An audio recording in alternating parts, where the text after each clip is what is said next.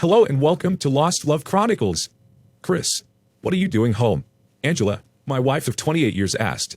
She had just stepped through the garage door and saw me sitting at our kitchen table, less than 10 feet away. Her body was partially blocking the tall, younger man who was following her into our home. As always, Angela is beautiful. She is a striking 5 feet 9 inches and a healthy 145 pounds. Her auburn hair is cut over her shoulders. She always dresses professionally for work. Today she's wearing a white blouse. I noticed that she had an extra button undone, and the cleavage between her spectacular 38D cup breast was mouth-watering. Her black linen skirt highlighted her world-class legs, and the 3-inch heels made the delicious cheeks of her ass fill out the back of the skirt to perfection. I briefly considered Angie's idiotic question and responded just as stupidly, "I live here." The quick flash of irritation that had been increasingly prevalent over the last few weeks surfaced when she spit out, "Of course you live here. What I want to know is why you were home at 3:30 in the afternoon." I jokingly tell anyone who will listen that I had loved Angela since we first met. I had an appointment with 4 of the top people in her company, and Angela was their administrative assistant.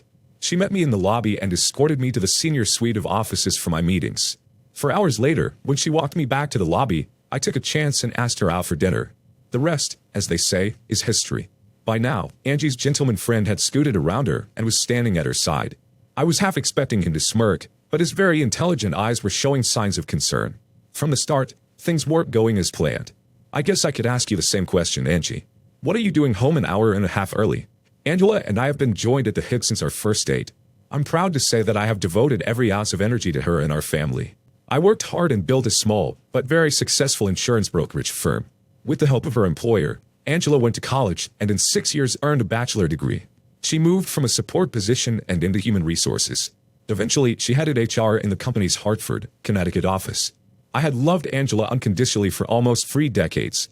As I sat, looking at the monster she had become over the last number of weeks, I willed myself to be calm. I wanted to break her, just as effectively as she broke me, when I discovered she was a lying, cheating slut. When I gave Angie my signature crooked grin, she responded, "We came home early to talk with you." I asked, while looking Angie directly in the eye. Assweib took the opportunity to introduce himself. He stepped forward, held out his hand, and confidently said, "Mr. Harrington." "Chris. I'm Michael Browner. I'm the new attorney at Kellerman & Sons, and I've been working closely with Ong for the last couple of months." While continuing to stare Angie down, I ignored his offered hand. I clenched in the primal instinct to jump up, wrap my hands around his worthless neck, and squeeze until his eyes popped from his skull. Instead, I growled, "I know exactly who and what you are." For the first time, I saw signs of concern in my wife, and then she cringed when I followed up with, "Ong? You threatened to cut the balls off the last person who called you Ong. Why are you putting up with such disrespect in your own home from this pile of shit?" I was pointing toward Assweib. Angie looked worried and confused. By habit, she is a very careful planner. I was certain that she and Assweib had planned for every possible contingency for this talk. In her mind, every I was dotted and every T was crossed. I was already, in her mind, a compliant couple. A quick glance toward Assweib made me smile. I was fairly certain that his sphincter muscle was tightening and would soon be clenched in a knot, as tight as my sphincter. A shit show was coming, and it would be worlds different from anything that Angie and her boy toy could imagine. I took 2 or 3 deep cleansing breaths and tried to push the rage and disgust that had been growing into a quiet corner of my heart. Let's get on with this, I thought to myself. It's time to throw them off stride again. "Why don't I make 3 drinks?" I offered. "We can talk in the living room." "A glass of wine, please," was Angie's subdued request. When I turned to Assweib, he seemed wary. He responded to my offer by saying, "Angela tells me that you enjoy bourbon and craft beer." I nodded and told him, "I do," as I got up from the kitchen table and headed to the bar in our family room. As I left the room, I heard immediate and urgent whispering as they moved in the opposite direction, through the kitchen to the living room. A few minutes later, I met them in the living room. They were seated together on the sofa. I handed Angie a glass of her favorite Merlot and Assweib a tulip glass full of amber ale. I took my 2 inches of bourbon and sat in the armchair across from them. After raising my glass in salute, I took a small sip of the burning liquid. After returning the toast, Assweib took a sip of beer. He held the glass in front of him and seemed to study the color and carbonation. He commented, "This is one of the most complex amber ales I've ever had." "What is it?" "Pabst Blue Ribbon," I answered. Assweib's eyes flared with anger and Angie looked confused and offered, "You've said that Pabst Blue Ribbon is worse than donkey urine and the crappiest beer ever made." She was halfway through her comment when she saw me laughing. She exploded, "You're such an asshole. We came home to have a calm talk with you, and you've been nothing but rude and condescending." I smiled and questioned, I'm an asshole, rude and condescending? I guess we really need to start your talk.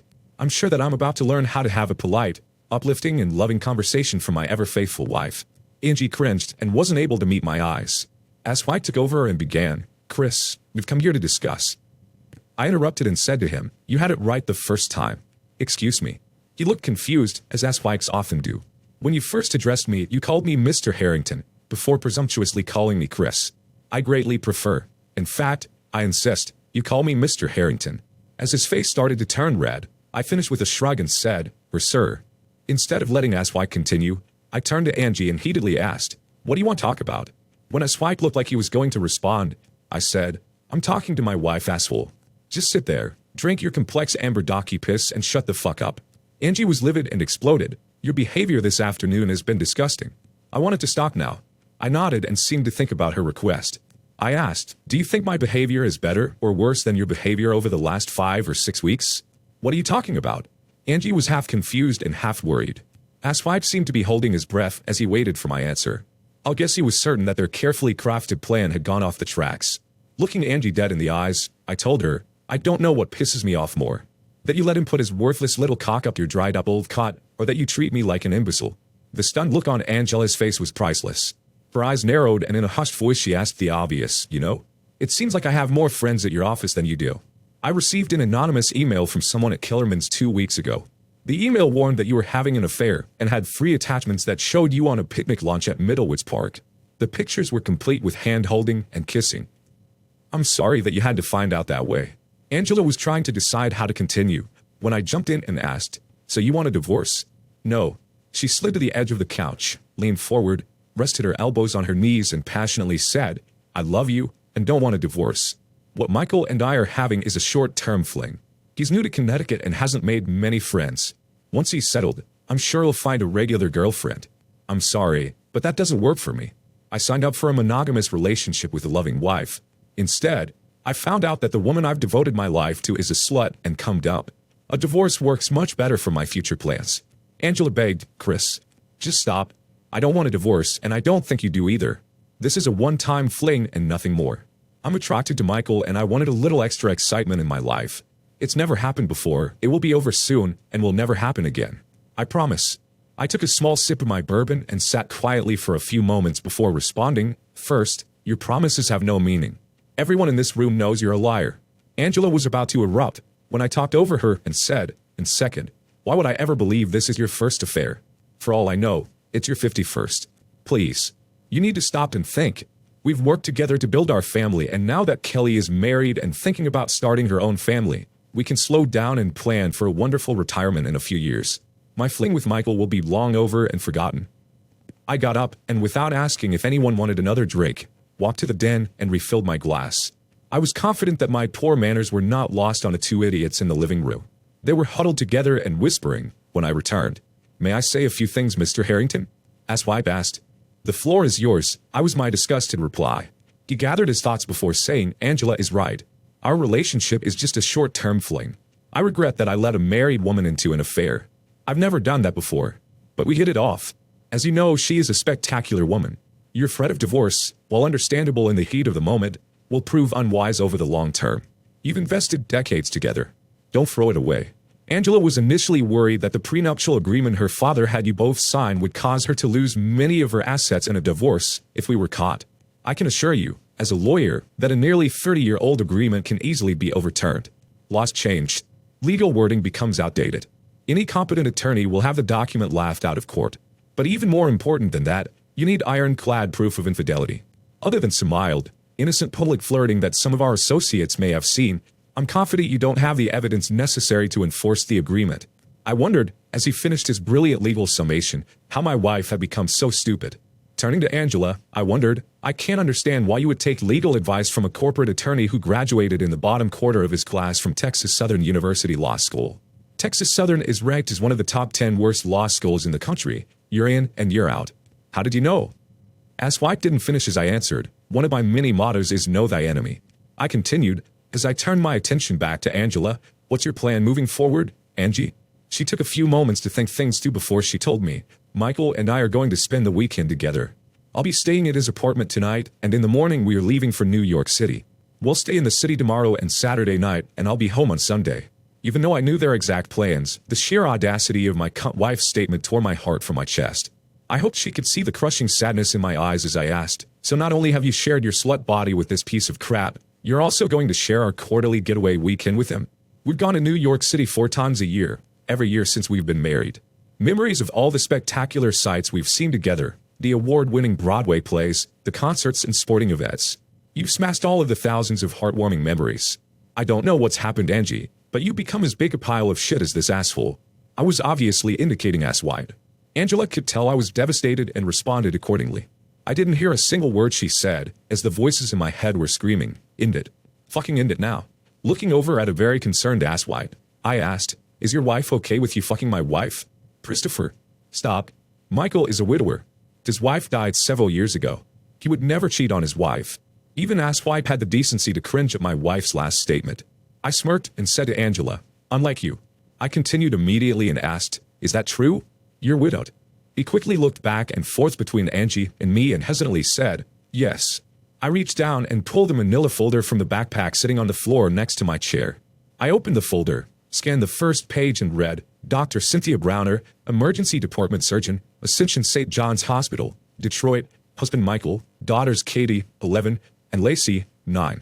Dr. Browner has resigned for her current position effective June 22nd and will be moving to the Hartford, Connecticut area to join her husband immediately after her children get out of school. She will be working in a similar position at St. Francis Hospital and Medical Center in Hartford. If I wasn't so grossly unhappy about my marriage, I would have laughed hysterically at the look on Angela's face. "You lied to me?" she wanted to know. I couldn't help it. I did laugh. "Can you imagine?" I bellowed. "A cheat and a liar lies to a cheat and a liar. What's this world coming to?" Michael reached out and cupped Angela's hand. Just before I could shout, "Get your fucking hands off my wife," I realized I just didn't care. Baby. I'm sorry. I did lie. I couldn't help it. You were so sexy and beautiful. I wanted you, and needed you, and I lied, so I could have you." He stood, while still holding your hand. "Let's go back to my place and talk. We'll go to New York tomorrow and have a great weekend. When we get back, we'll still have 3 weeks until my family arrives. At that point, you can be a full-time wife and I'll be a full-time husband and father." Angela considered her options for a few moments, before standing. She took a swipe's hand and turned toward me. "After this weekend, I promise to give up Michael completely. I'll come home on Sunday and I'll be the same loving wife I've always been." Angie and I stared at each other for a while. I wondered if she could hear my already crushed heart continuing to break. I've sat here somewhat politely, while you both had the opportunity to tell me about your fling and how, in the long term, it won't affect my relationship with Angie. I'd like to ask that you both sit down and give me a similar 30 minutes of time to lay out the changes I see happening. They looked back and forth between each other and me, trying to silently decide what to do. I pushed the issue and said, "The least you can do is give me 30 minutes of your time." Reluctantly they sat. "I've set up several Zoom meetings for us," I told them as I pointed the remote at the TV and pressed a few buttons. I'd become an expert at arranging Zoom online meetings during the COVID-19 pandemic. When the TV lit up, I said, "Peter." "Lou, can you hear me?" I was talking to the two faces on the screen. "We can, Chris," Peter answered. I continued, "Angie, you obviously know our family attorney Peter. I'd like to introduce you to this partner and my new divorce attorney, Lou Baird. Gentlemen, I'd like to also introduce you to corporate attorney extraordinaire, Michael Browner." Angie and Asswipe were stunned, as I finished with, "Gentlemen, you have the floor." Lou immediately started, in a no-nonsense manner, "Mrs. Harrington, I am representing your husband in your upcoming divorce. Papers were filed with the court earlier this afternoon. I'd greatly appreciate it if you would retain an attorney and make arrangements to officially be served. I'll give you until the end of the day on Monday. If I haven't heard from your attorney, we will hire a process server. We have filed for divorce using infidelity as the cause. We have a private investigator's report that documents in great detail, using audio, visual, and telecommunication proof, your sexual affair with Mr. Browner." As Lou was finishing his last statement, I tossed a second manila folder onto the coffee table in front of Angie. The loud slap made both assholes jump. "It's a copy of our divorce petition, including the PI report," I told the stunned couple. While Asswipe reached for the folder, Angie looked back to the screen. "We will be insisting that the prenuptial agreement is fully enforced. I know that you are aware that every 2 years all of your family's business and personal legal matters are reviewed.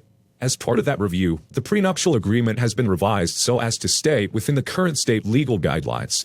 As we have your signed and notarized signature for every update over the last 28 years, I'm 100% confident that the prenuptial agreement is fully enforceable.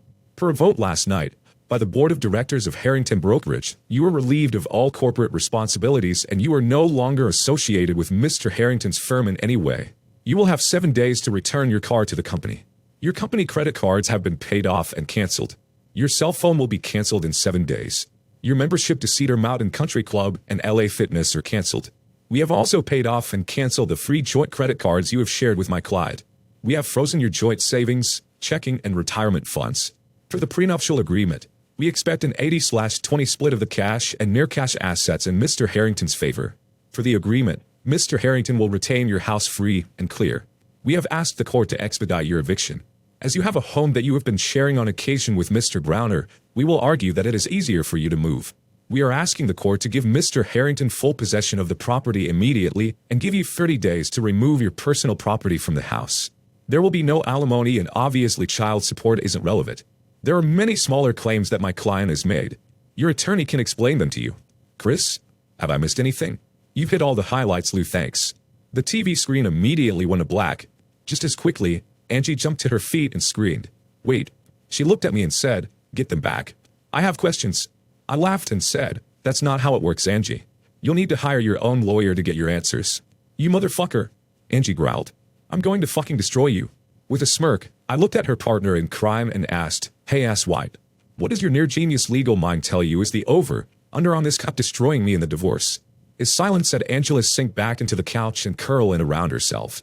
I'll guess my smile was ear to ear. I simply held out the TV remote and waved it at her, before pointing it at the TV. As the second Zoom meeting started, I said, Jake, can you hear me? Hi, Chris. I've got a conference call that I need to jump on, so this will be quick. Browner, you are fired, effective immediately. Your personal items are being removed from your office and will be in a box in the lobby. If they aren't claimed within 24 hours, they will be thrown out. You will not be receiving a recommendation. Angela. I could hear her boss slow down and sigh. I looked over at Angie and saw her shaking. She was scared to death. I can't tell you how disappointed I am. Your behavior as a senior member of my staff is inexcusable. That being said, 29 years of exemplary service must be taken into account. Your position in Hartford has been eliminated. I'm offering you the same position in our facility in Albany, New York. You have a week to decide if you'll take the transfer and 30 days to move to Albany. The screen went blank again as Angie cried into her hands and Asswipe slouched back into the couch. I was purposely smirking at Asswipe. When he saw me, his rage started to build. He was younger, bigger, and I'll guess stronger. Unfortunately for him, he was as stupid as a bag of rocks. As Asswipe was ready to explode, I once again waved the remote, pointed it toward the TV, and pressed a button. The screen lit up and I asked, Dr. Browner, can you hear me? Asswipe and Angie sat in stunned silence. They were white as ghosts and their mouths were hanging open. The face of a beautiful blonde filled the screen. She said, I've asked you to call me Cynthia. Sorry, Cynthia. The floor is yours. Michael, I've filed for divorce. Expect to be served over the next few days. The kids and I will remain in Michigan. I've been able to keep my current position at the hospital. Asswipe begged, Cynthia, please. We can work this out. It was just a fling. The face on the screen looked disgusted. I've been doing some checking since Chris contacted me. This is the third job you've lost because you couldn't keep your cock in your pants. After I received the private investigator's report, I contacted him and asked him to do some additional digging. Everyone was staring intently at the screen when Cynthia continued, Mrs. Harrington, do you know Alice Packer? Joy Likely? Doree Jones? Candy Phillips? When Angie didn't answer, Cynthia laughed and said, I really don't expect an answer. The question was rhetorical. I know they are all associates of yours. Did you know Michael had flings with each of them? Can you imagine? You were just one of this mini horse. Tell me where to send your crap, Michael. You're not welcome at my house.